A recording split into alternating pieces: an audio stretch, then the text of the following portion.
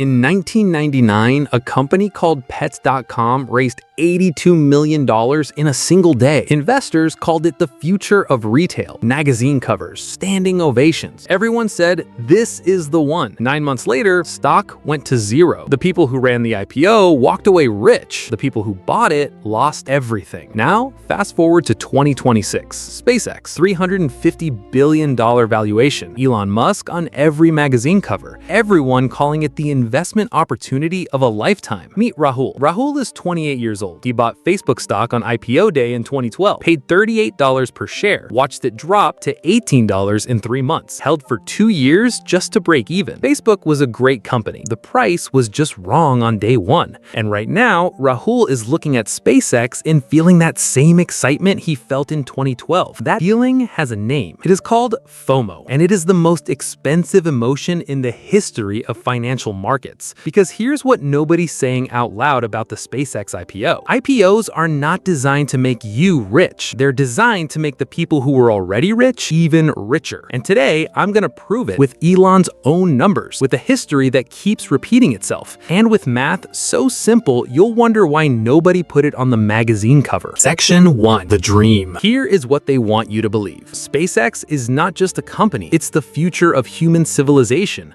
Rockets, Mars, Starlink, satellites. And the pitch is genuinely exciting. SpaceX has launched more rockets than any company in history. Starlink has over 4 million subscribers. NASA contracts worth billions. So the instinct when the IPO comes is buy. Because missing Tesla in 2010 still hurts. Because missing Amazon in 1997 still hurts. And that fear of missing the next big thing, that's exactly what IPO bankers are paid to make you feel. But before you feel anything, look at what actually happens when a company goes public. How IPOs actually work. SpaceX has early investors. Elon Musk himself. Google invested $900 million in 2015 when SpaceX was worth $12 billion.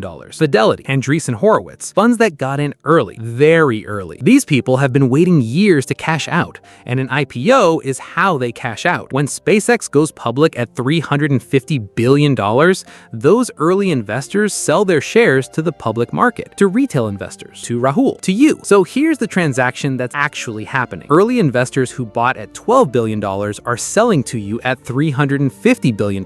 They're not investing alongside you, they're exiting, and you are the exit. Warren Buffett has never bought a single IPO in his 60-year career. Not one. He's worth $130 billion.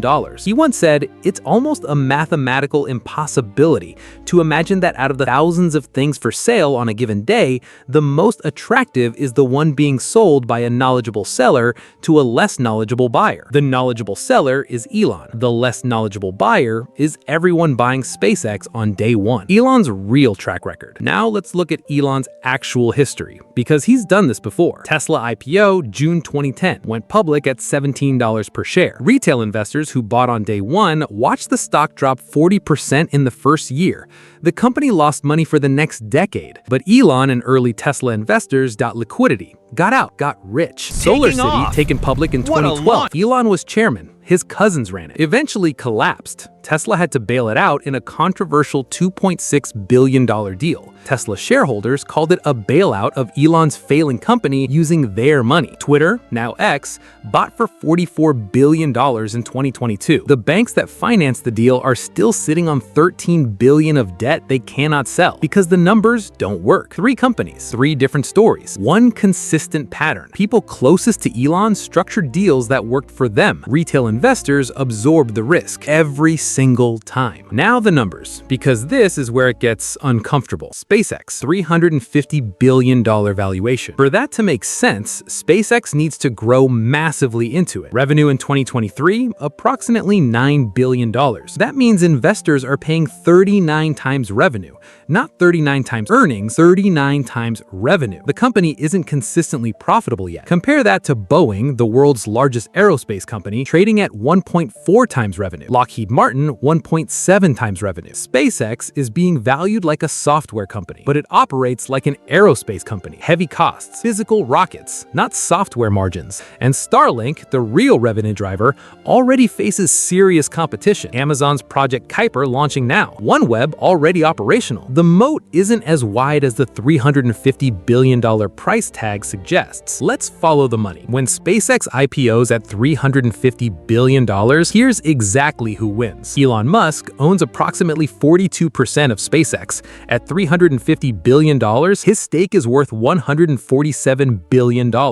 He can now sell shares on the public market. Diversify. Cash out. Google invested $900 million in 2015. Their stake at IPO valuation worth approximately $26 billion, a 28x return. They'll sell. Every single major early investor has one goal at the IPO: exit. And this is not the first time this movie has played out. Facebook IPO 2012, stock dropped 50% in the first 3 months. Early investors sold lows. Retail investors held losses. Uber IPO 2019, stock dropped 30% on day one, has never recovered to IPO price. Rivian IPO 2021 raised $13.7 billion. Stock down 90% from IPO price today. Pattern every time. Same result. Same story, different rocket. SpaceX might genuinely be one of the most important companies ever built. The technology is real. The rockets work. Starlink is changing lives. None of that is the point. The point is price. A great company at the wrong price is still a bad investment. And $350 billion for a company making $9 billion